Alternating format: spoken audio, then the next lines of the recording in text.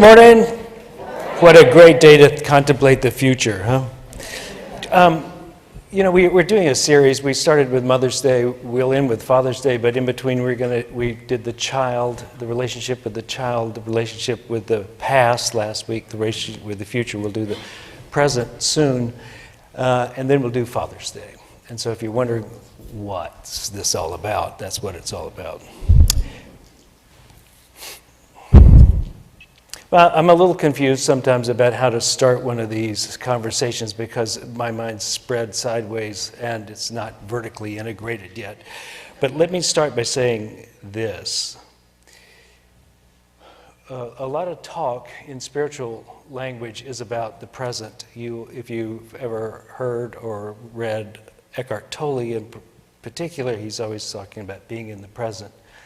If you've ever practiced meditation, what it's talking about is not having the mind be forward or backwards, but right where it is, where we are in this moment. And mindfulness is, as you move through life, you are staying aware of what's happening here and now, and not so caught up in how it looks or where it's going or what was past, but to be here present. And when you are in the present like that, you're in a place where you can actually awaken to certain aspects of yourself, of what's really happening. You have the experience, the tighter, more complete experience of what is actually happening here. You'll notice sensations in your body. You'll feel the air. You'll feel the sun on your face. There's this sweetness that can come when that's happening, and also a poignancy and sometimes a painfulness of it.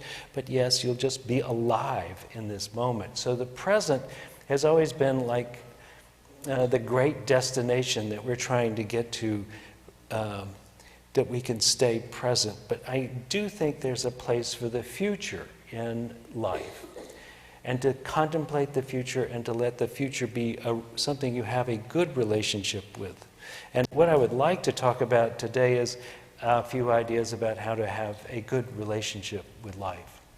Now, coming back to the idea of mindfulness of the body in particular. When we're really mindful of the body, we feel the sensations, etc. But sometimes people are really in touch with their gut sense when they're in the body. They feel like, I have this gut sense that this is not the right thing to do, or this is the right thing over here, or that sort of thing. I'm going to propose that the gut sense is your past. That it is based not so much on the future, nor even on the present, but on the past. And that your feeling state that's triggered by something you see in the outer world or you think of kicks off an old experience that comes as a reminder of what has happened in the past. Now, if you think about the survival of an animal, to be able to remember, don't eat this plant, don't go near these dogs, stay away from fast-moving streams, that sort of gut sense is invaluable. It is not a hindrance. It is part of the survival mechanism. And it might be one of the things we make fun of in a spiritual community. Oh, the past. Oh, yeah, you're being ruled by the past. Yeah, well, we all are. As a matter of fact, if you think about it, nature itself is the past using the present to create the future.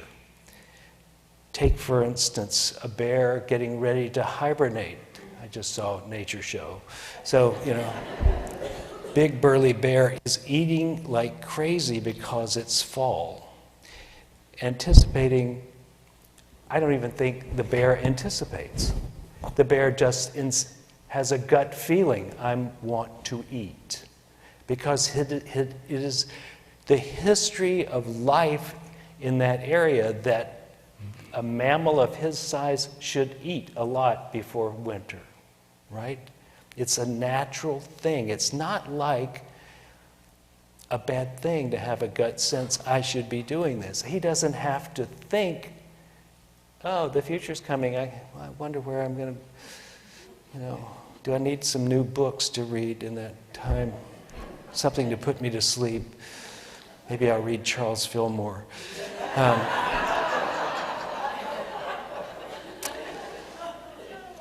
We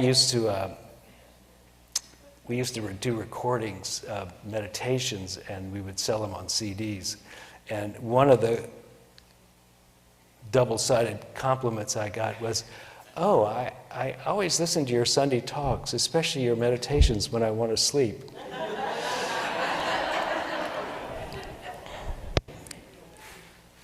The body is nature.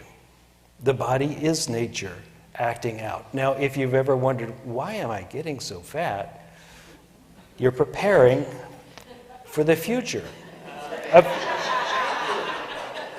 A future that may never come, so you'll just keep it. But that's the way nature is. It takes everything and stores it for the future. And if you think about reproduction, all of reproduction is about the future. So all the effort the animals put into reproductive thought, dominance and attraction and displays of skill, all that happens is for the future. And so we might make little of the future in spiritual terms. In the natural world, it's quite important. It has been what's carried us to this point. We are the product of DNA. And what is DNA but the chance to replicate a life form over and over and over into the future? So this is not such a bad thing. And our relationship with the past and our relationship with the future are very important. Even though to have a direct spiritual experience, to have a direct sense of joy and happiness, to be overwhelmed by the beauty of something cannot happen in the future or the past. It happens here. And that's why being here and having a good relationship with the past frees your mind to create a future that is better. So, I have a couple of thoughts I want to add to this. I want to start this way. One of the things that's true about this world for most of us is that we have to have money. And once again, money's a peculiar thing in the spiritual world. Some people say, oh, it's God's happiness to make you happy. And some people say, oh, you should be poor if you want to be happy. And some people have a very mixed attitude about it, and they can't decide if they should be poor or rich, right? But let's talk about how to get rich. Everybody knows how to get poor.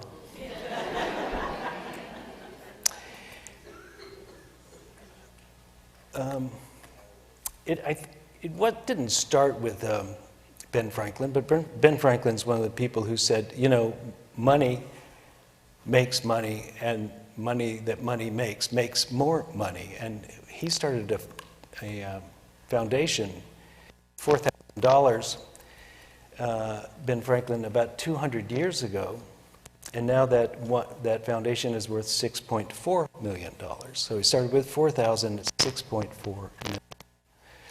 That's due to the power of compound interest.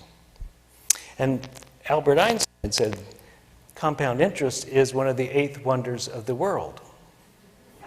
That's no joke. He actually went on and on about compound interest. Now, the reason he said compound interest was the 8th wonder of the world is because that's how nuclear fission works.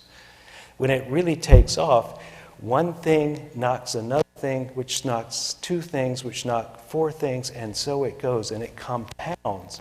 And that's why you can have a fission reaction. The power of compound interest plays out in nature as well. The power of compound interest is how Warren Buffett became one of the richest men in the world, and largely after he was 65 years old. Because if you start compounding, the last 10 years are worth way more than the first 10 years. And since he's now 20 years past that, he's made a lot of money in the back. So I know the youth are going to be here, so I'm going to be talking like my father did. You should invest in your own success as soon as you can. Because as you invest in, let's say, your 401k when you're 20, you will be ready to reap the benefits, say, by 50, versus if you start when you're 30, you won't be until 60. And if you wait till you're 40, you'll be 70, and so on. It takes time for compound interest to really work. But compound interest also works on the spiritual level as well. One of the things that the Fillmores were very good at teaching was this idea of affirmations and denials, which is essentially the process of cleaning up your subconscious, making room for the superconscious, the divine ideas to come through, making room for you to do things on a very easy, straightforward way because you're not carrying so much of the past and you are anticipating the future in a beautiful way. I believe what most happens with affirmations and denials is they change your gut. They change your past.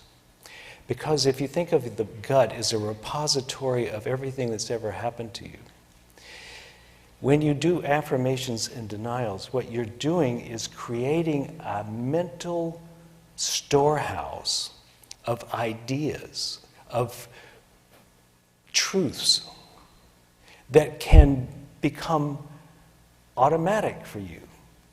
You will know when to eat for fall. You will know when to spawn upstream. You'll know all that.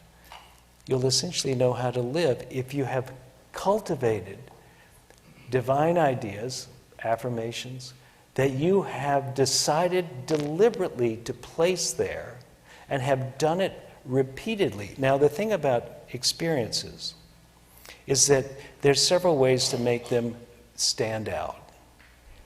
One of the ways is to make them horrific. You know, the Native Americans, sometimes when they would take people around to see, oh, this is the most important well or water source, and this is where you'll find the most deer, or you'll find this, they would then beat the boys badly. So it stood out in their memory, and they didn't. So this is one of the things that's true for us. When something's really poignant, beautiful or ugly, it sticks in memory. The other way, and the way that's more gentle, is to repeat it over and over and over and over and over and over and over and over and over and over and over again. To repeat the thought again and again. As many of you who have been here over the years have heard me say, when I was in ministerial school, I took a class on tithing. Tithing is the giving of 10% of your income toward where you're spiritually fed. And I thought, well, this is a great time. I don't have any income. How much can it cost me? Well, it turns out that was part of the class, but the other part of the class was about doing affirmations and also about forgiveness and also about doing 12 steps. It was about a lot of things. But the thing I did was I tithed and I did affirmations. I did a little bit of forgiveness, but really what I did was affirmations. And I would drive 16 minutes each way from my house to school. And I would say, I'm prosperous all the way there. So how long does it take you to say, I'm prosperous? 3, 4 seconds? Well, if you do that for 16 minutes, you've said a lot. And then on the way home, I would do the same thing. I would say, I'm prosperous. The reason I was doing this is I wasn't prosperous. I had been feeling poor for about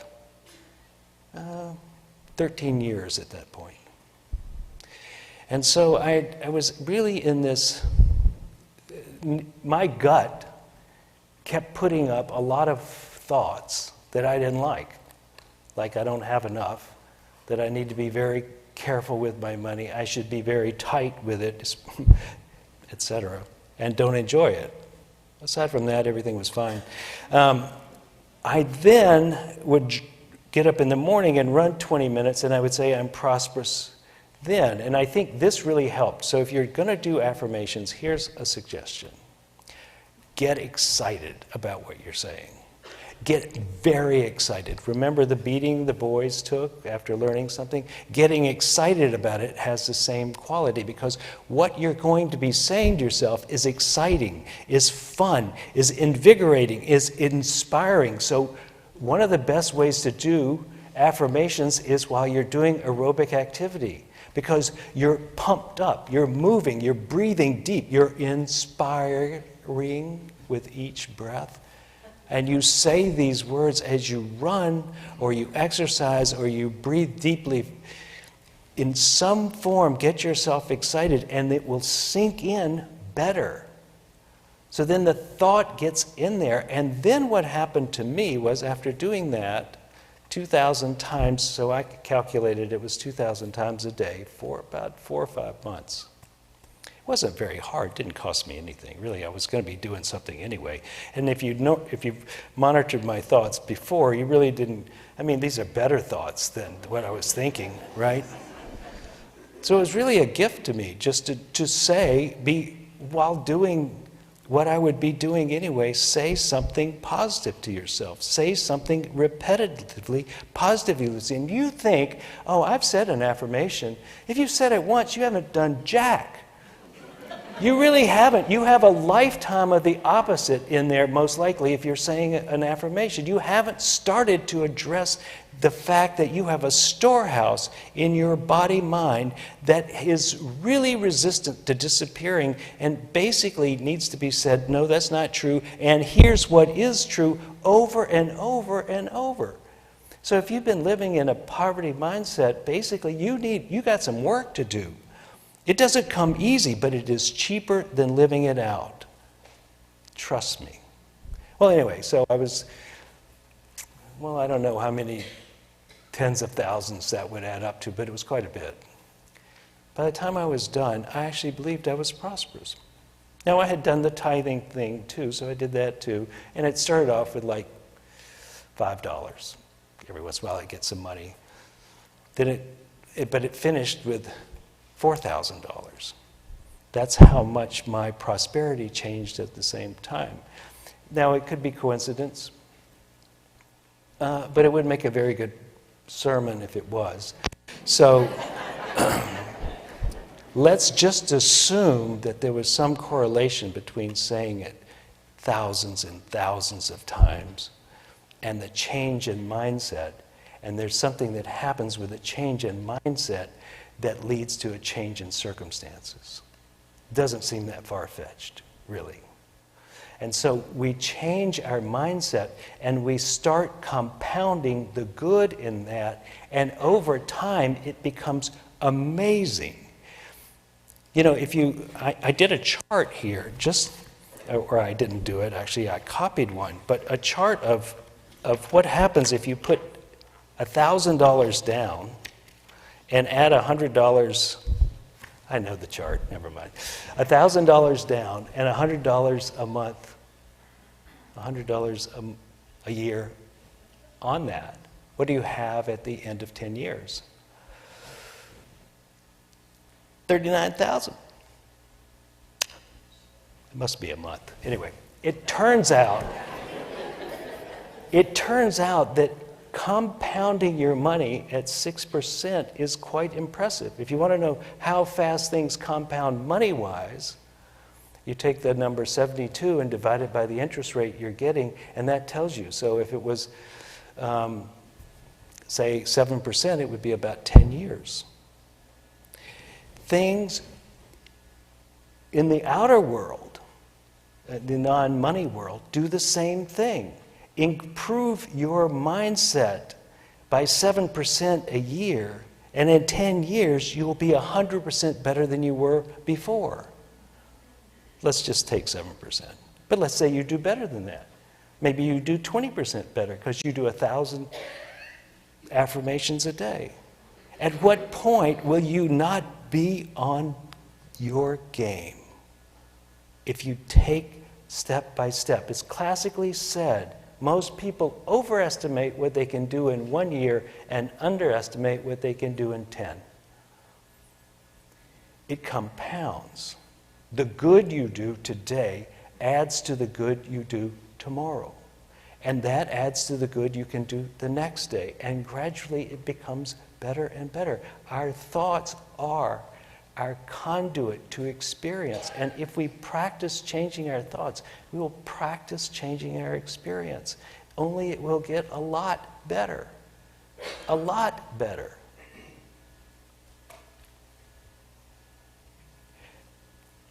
It's happened, I mean, how many people do you know who can retire, period? I mean, when you think about it, to not have to work again, that's a recent concept. Financially, in the Western world, it's a very recent concept. Now, in the East, they always had a time for people to retire and go and contemplate and see what their life would, the meaning and the depth of their life by having nothing to do but being a sannyasin. But they started, the sannyasin has nothing. It's like go into the woods and hang out. We'll give you some food once in a while.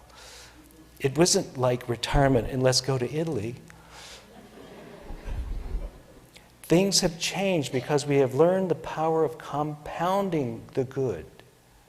And we have an atomic bomb because we've learned the power of compounding. We have nuclear fission reactors that supply electricity because we have compounded the reaction. We knew how to do that. We learned how to do that. We can do it. And in the spiritual life, we are still doing onesies, most of us. We're usually just doing onesies. Oh, I think I could do a little better. And then you beat yourself up for what you didn't do. And you go a little forward and a little backwards, a little forward and a little backwards. And the gut never changes, and the prediction of your feeling about the future doesn't change, and things don't unfold for you in a new way because we're just going, just kind of back and forth. Now, there's some certain things that will work against you, negatives. Borrowing money works in compound interest as well, right? You know that? Things follow, you lose money so fast if you have to borrow money. That's why credit cards are just horrific for people who are starting out because they go, oh, here, have some money, but we're going to only charge you 30% interest. So what you bought this year will cost you 30% next year and the next year and so on. Horrible. And yet it's seductive as everything. And so are the other things that steal from our power, our ability to grow spiritually. They are largely moral things that keep us from advancing our future. Largely moral things, I think. Take lying, for instance. Doesn't seem like much, but it's borrowing from your future. You didn't face up to it right now. Lie to yourself. Lie to someone else. It's typically the same answer. You're not paying your bill in this moment. Cheating someone, same thing. Being mean to someone, that which goes around, comes around. Holding on to unforgiveness is like, it is compound interest in the negative, most awful way. Your body deteriorates, your mind deteriorates, your future deteriorates, your relationships deteriorate, everything compoundingly getting worse and worse the longer you hold unforgiveness. If you find something in you that is unforgiving, get rid of it like credit card debt. Do it now. Pay it down first. Get rid of that so that you can live a life of abundance. You will rarely feel abundant if you are unforgiving. So, the little things that you were taught as a child, tell the truth, be nice. They are wise sayings that keep us from sacrificing our future for the present moment. That's what morality is. It works in our favor. It protects us from us squandering our future. Hate, very expensive. It's like buying a new car every day. It'll take all your wealth away. Let the things on the opposite side, build your spiritual wealth. Tell the truth. Be fair with everybody. Extend love so that you build the world that you want to live in. Extend kindness because that's the way you want to be treated. Do these things and your vibration as you walk through the world will be a better one. And you may be inspiring someone else, but there's a really good chance the world will be nice to you. Have you ever seen it when you're just in a bad mood? You just got some real irritation going on, and then you go in the marketplace. How does it turn out? And then it's compounded. Have you noticed? Especially when you're dialing for solutions on the phone and they put you into a machine. And I don't know how those machines know that you're upset. But man, they will send you around to a place and then say, well, we can't help you today. Call back when you're another person, is what they really say. So to build a relationship with the future, we essentially need to clean up the past. Because if we're like nature, if we're still living in the level of nature, the past is going to be a prologue to the future. The past, your DNA, your habits, the deepest and most profound memories you have, those are what guide you as a physical being into the future. So we have to clean up the past to get there. But we also need to lay the foundation for something wonderful to happen. And this is where affirmations can be quite helpful. They are not just corrective in the sense of getting rid of what's or overwhelming, what is negative, but they can also say where you want to go. I am the loving presence of God. You could say that over and over, and then it becomes what is true can become known to be true for you, and then it's easier for you to live it out and to engage the world from this higher place, which if you are the living presence of God, will you not tell the truth, be honest, kind, loving? Will you not be that person? And is that not going to compound? And what goes around comes around, won't come around to you? Won't you find that the world is a better place? And maybe it's a leap of faith that you have to go to there.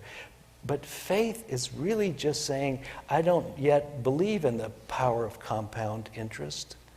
I'm just going to believe. Well, good. Fair enough. Or you can trust that Warren Buffett, Benjamin Franklin, and Albert Einstein are onto something. Let compounding good be your future. Visualize it. Speak it. Act like it. Walk as though you were free, happy, and loving. As often as you can. And when you fail, as we all do, so what? Don't beat yourself up, because like the Native American boy, you don't want to really remember that. You want to remember something else. So let us hold our attention on that which is beautiful. Or as Paul the Apostle said, if there's anything beautiful, if there's anything worth praise, put your mind on that and let that compound. So if we had to do one practice and you forget everything else I say, which is easy to believe, if you forget everything I have said, take this practice. Gratitude. I shall be grateful, and if I am grateful, I will be generous. And if I am generous, I will also recognize in others their worthiness. And if I do that, then I will be willing to put myself out for their good. And if I do that, I will develop a community that loves me. And if I do that, I'll live in harmony with more of existence. You can see how it would compound. Let's start with one thing. Start today with gratitude. If nothing else, let's start with gratitude. Because feel it. This world is incredible. I was talking to a friend recently, and I said, I've been reading this book, which we've been talking about, the one on aging and stuff. And I went, well, maybe the arc of my physical life is actually like this. And it really bugged me. Do you know what I mean? I mean, y'all know I've had a few things, and I'm not telling you all of them. And so I might get better, but the arc, do you know what I mean? That's the arc of the body, but it's not the arc of the soul. And the arc of the soul doesn't do this. The arc of the soul does this. Let's compound that, even if this is happening. Let us pray.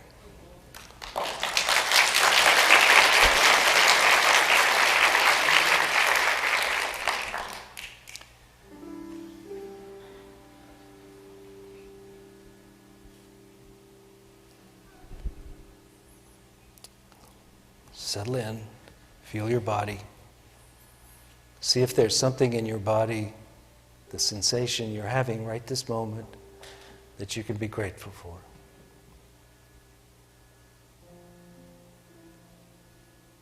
Some memory you can be grateful for.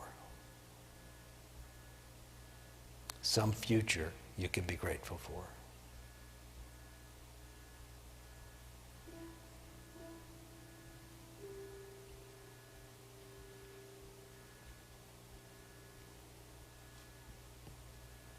Let's live for a moment in that future. The beauty of what is to be.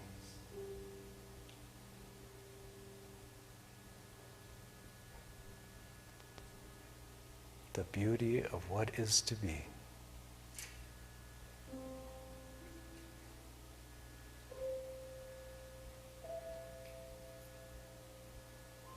And while we do not control everything,